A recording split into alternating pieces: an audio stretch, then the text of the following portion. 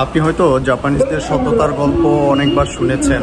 আজকে আরও একবার আপনাদেরকে দেখাবো যে জাপানিজদের সততার যেই গল্প বাজারে প্রচলিত আছে সেটা আসলেই সত্য কি মিথ্যা। এই যে আমার পেছনে এই যে এটা হচ্ছে একটা স্টেশন, এই যে স্টেশনের গেটগুলো দেখতে পাচ্ছেন এইভাবে থাকে, যে কেউ চাইলেই কিন্তু এদিক দিয়ে বের হয়ে যেতে পারবে। এইখানে এটা হচ্ছে স্টেশন মাস্টারের রুম, মানে এখানে যে গার্ড থাকে তার রুম আর কি। এটা কিন্তু বন্ধ রয়েছে এবং এখানে কেউই কিন্তু এখানে পাহারা দিচ্ছে না বা কোনো ধরনের সার্ভিসও দেওয়া হচ্ছে না। তো সাধারণত যে কেউ চাইলেই কিন্তু এদিক দিয়ে বের হতে পারবে, ঢুকতে পারবে। কিন্তু তারপর দেখুন প্রত্যেকটি মানুষ ঢোকার সময় তার কার্ড পাঞ্চ করছে, টিকিট ফেলছে, যেই রেগুলার ফর্মালিটিস আছে টাকা পেমেন্টের সেটা করেই কিন্তু সবাই ঢুকছে।